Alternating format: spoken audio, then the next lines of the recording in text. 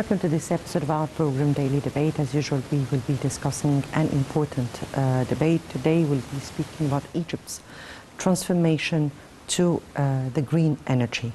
And we'll be speaking about how green hydrogen is a clean source of energy, how Egypt has all potentials to become a global hub for the green hydrogen using renewable energy in production. The Ministry of Electricity has unveiled last month the signing of a number of agreements to launch a pilot of projects to produce green hydrogen in Egypt. And the German-based industries have revealed it would launch a $3 billion plan for converting waste into hydrogen in Port Said. Moreover, the Suez Canal Economic Zone is filled with potentials of initiating big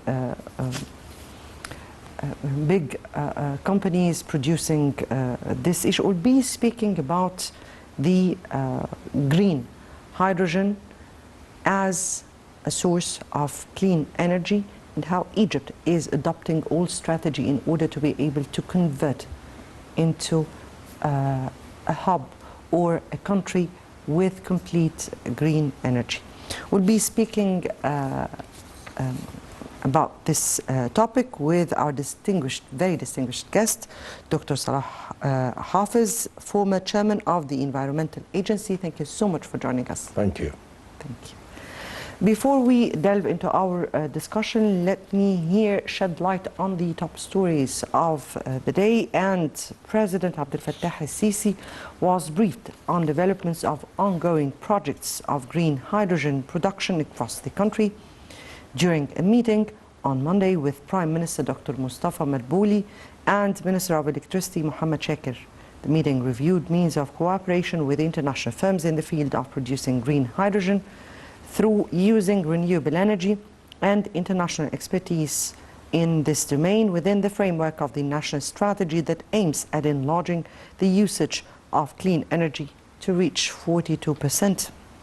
President Sisi directed to enhance expanding the local components of green energy productive system and instructed to increase the usage of energy produced by wind turbines in several geographic areas. The head of state also ordered to boost efforts of encouraging foreign investments in Suez Canal Economic Zone in the field of clean energy production.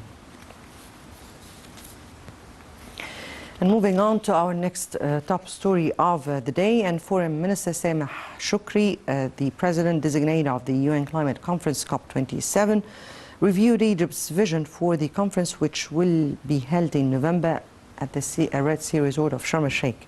The review was made on Monday as the top diplomat participated at a session on the road towards COP27, public to private sector partnerships in the MENA region at the annual World Economic Forum in Davos, Switzerland.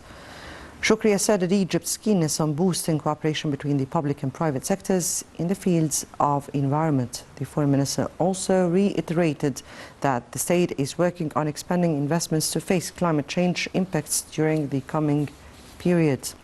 On the sidelines of the Davos Forum, Minister Shoukry also had a discussion with the chief executive of the Boston Consultant Group, a COP27 partner, over garnering finances for combating climate change and the role of the private sector in supporting international climate action. The foreign minister is also due to hold meetings with the top officials from different countries and organizations who are participating in the forum over cooperation in forwarding international action to combat climate change. And our last top story of the day, and the National Training Academy continues to receive contributions for the national dialogue from various forces and groups in the society. Ever since the President Abdel Fattah al-Sisi announced a call for a national dialogue that should bring together all currents and groups from the society and assigned the National Training Academy to organize and coordinate this dialogue, the Academy opened registration for the participation of all Egyptians.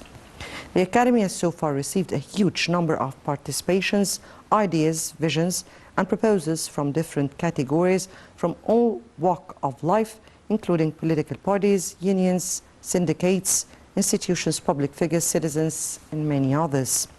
The Academy will continue, though, to receive ideas and proposals from various forces and groups from the Egyptian society. The Academy stressed that it will continue to follow its neutrality and complete impartiality within the framework of its organizational, technical and coordinating role, away from interfering with the content of the dialogue in adherence to the instructions of the President. A joint impartial committee from various national entities, as well as a number of experts and public figures, will be formed. The committee will collect all proposals and submit them for the national dialogue in preparations for a unified vision from all the participating forces, so that the outcome would represent a roadmap towards the new republic.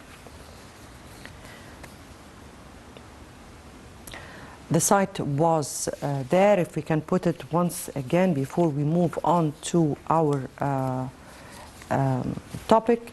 Can we put again the site?